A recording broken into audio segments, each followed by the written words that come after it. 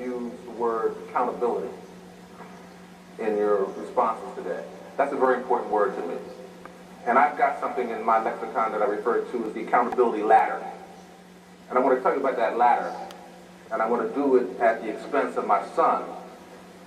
But I've done it in front of him before, so he won't be mad at me. I mean, he likes it, but go ahead anyway. The accountability ladder has 8 rungs. The lower 4 rungs are people who are unaccountable, and they're victims.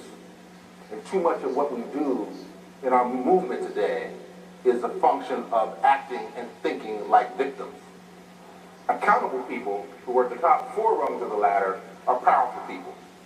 So when you're accountable, you're powerful. Now here's the quick story. Young Tarn Gordon came home as a high school kid many years ago and had a long look on his face. And he said, I said, what's wrong? He said, I got a project due tomorrow and it's not ready. And I said, why not? He said, because I didn't realize until today that it's due tomorrow. That's the lowest rung of unaccountability, which is unconscious, unaware. I didn't know. So I said, why is it that you didn't know? And he said, the teacher didn't make it clear. That's the next rung on that ladder, which is blame others. Well, not my fault, it's her fault. And then I said, so what are you going to do about it? He said, nothing I can do about it. It's 6 o'clock on Wednesday night. The school bus comes 8 o'clock on Thursday morning. I'm out of time. Nothing I can do about it. And that's the 3rd rung on the accountability ladder, which is called I can't. Nothing I can do about it. So I then said, so if that's the case, by the end of the market period, what kind of grades are you going to get in this class?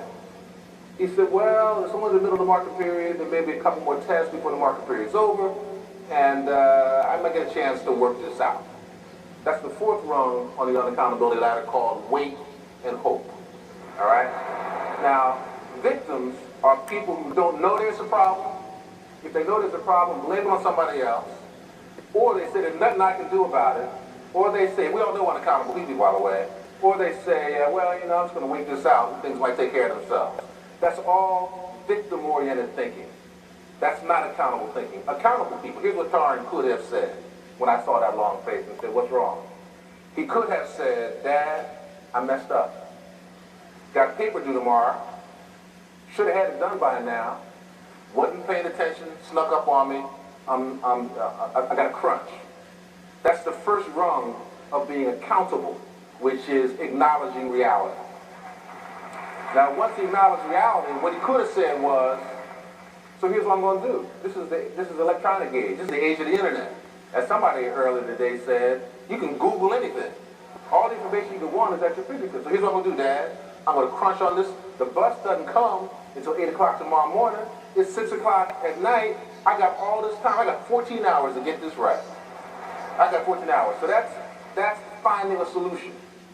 And then you could have said, and by the way, Dad, you're a pretty smart guy. You could really help me with this. But even if you don't, I'm going to do it myself. That's called owning it. And finally, powerful people make it happen. So if you acknowledge our reality and we do that, and we find solutions to those problems, and we own the responsibility for getting those problems addressed, whether anybody helps us or not, and we go out and we make it happen, that's what accountable, powerful people do. So that's my definition of